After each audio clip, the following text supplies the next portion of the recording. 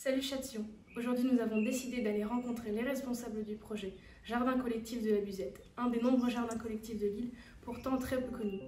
Nous avons interviewé Sophie Martineau, responsable du projet, et Sylvie Châtelet, une des bénévoles. Un reportage signé Lise Wincher et Chloé Valette.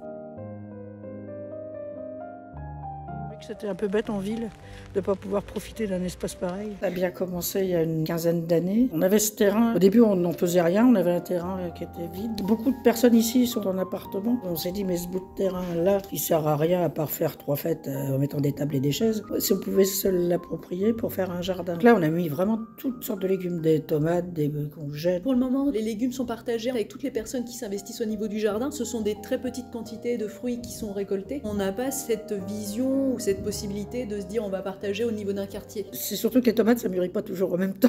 Il y a quelques fruits qui sont mis de côté où en fait on récolte les graines et l'idée après c'est de les faire sécher pour réutiliser les graines des fruits l'année d'après. Dans l'idée un jour de devenir autosuffisant. On a eu des composteurs par la MEL qui profitent aux habitants. Ça donne aussi des vocations parce qu'il y a des gens qui mettent en compost et après qui me disent ah ben nous on voudrait bien faire du jardinage. Le jardin il est ouvert donc nous tous les mercredis après-midi de 14h30 à 16h30 dans l'idée donc que les familles puissent venir l'utiliser avec leurs enfants. Ce qui commence à prendre puisqu'on a 2-3 familles qui viennent utiliser de temps en temps le jardin.